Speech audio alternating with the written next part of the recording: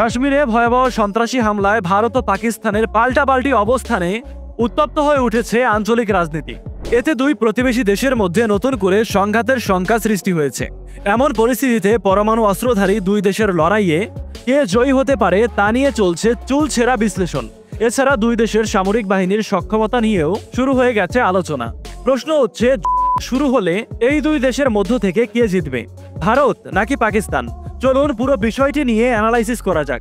দক্ষিণ এশিয়ার দুই প্রতিবেশী দেশ ভারত ও পাকিস্তান পৃথক রাষ্ট্র হিসেবে আত্মপ্রকাশের পর থেকেই চিরশত্রুর তকমাও পেয়েছে এই দেশ দুটি। সীমান্তে নিয়মিত সংঘাত ও একাধিকবার বড় ধরনের জড়িয়েছে তারা। কাশ্মীর ইস্যু এই সংঘাতের প্রধান কারণ।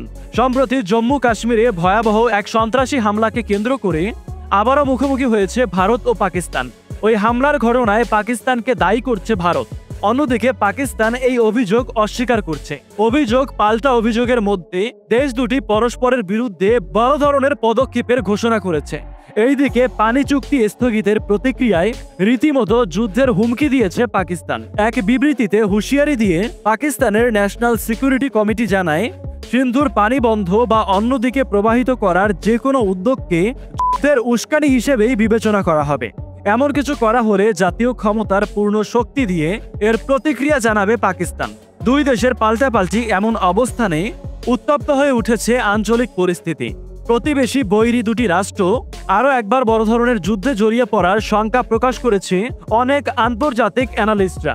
এমনকি এই লড়াইয়ে কে জয়ী হতে পারে তা নিয়েও চলছে চুলছেরা বিশ্লেষণ। সেই সঙ্গে আলোচনা চলছে ভারত ও পাকিস্তানের সামরিক শক্তি নিয়েও।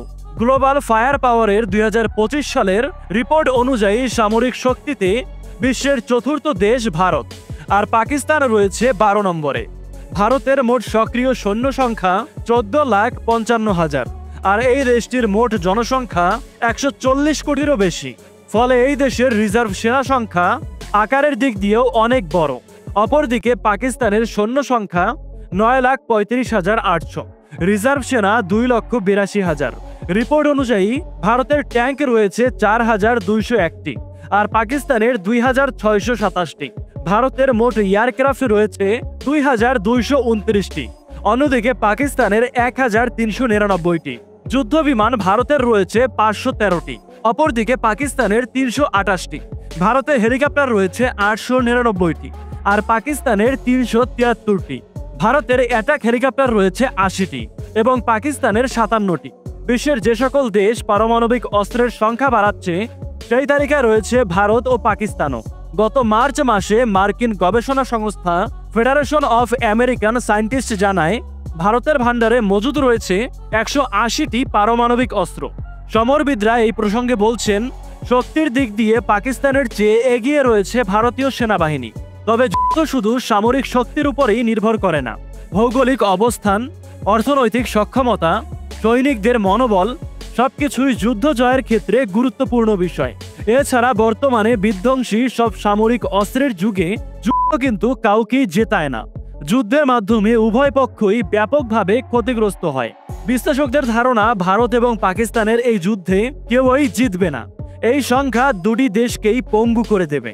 এমনকি আশেপাশের অন্য দেশগুলোর উপরেও এর ব্যাপক প্রভাব পড়বে। এই বিষয়টা নিয়েও কোনো সন্দেহ নেই। তাই কোনোভাবেই কোনো ধরনের সমাধান হতে পারে না। শান্তির পথই হচ্ছে একমাত্র সমাধান। যুদ্ধ হলে এই দুই দেশের মধ্যে কোন দেশ জিততে পারে বলে আপনার মনে হয়, কমেন্টে লিখে জানাতে পারেন।